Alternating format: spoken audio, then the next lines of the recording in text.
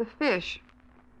I caught a tremendous fish and held him beside the boat half out of water, with my hook fast in a corner of his mouth.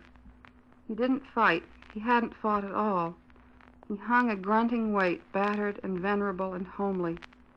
Here and there his brown skin hung in strips like ancient wallpaper, and its pattern of darker brown was like wallpaper, shapes like full-blown roses, stained and lost through age. He was speckled with barnacles, fine rosettes of lime, and infested with tiny white sea lice, and underneath 2 or 3 rags of green weed hung down.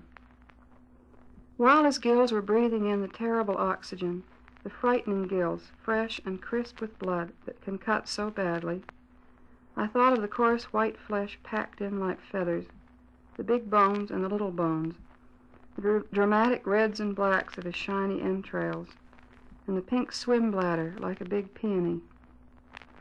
I looked into his eyes, which were far larger than mine, but shallower and yellowed, the irises backed and packed with tarnished tin foil, seen through lenses of old scratched isinglass.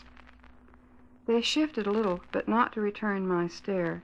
It was more like the tipping of an object toward the light. I admired his sullen face, the mechanism of his jaw, and then I saw that from his lower lip, if you could call it a lip, grim, wet, and weapon-like, hung 5 old pieces of fish line, or 4 and a wire leader with the swivel still attached, with all their 5 big hooks grown firmly in his mouth.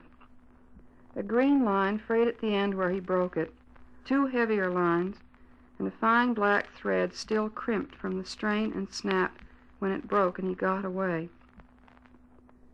Like medals with their ribbons frayed and wavering, the 5-haired beard of wisdom trailing from his aching jaw. I stared and stared, and victory filled up the little rented boat from the pool of bilge where oil had spread a rainbow around the rusted engine, to the bailer rusted orange, the sun-cracked thwarts, the oarlocks on their strings, the gunwales, until everything was rainbow, rainbow, rainbow. And I let the fish go.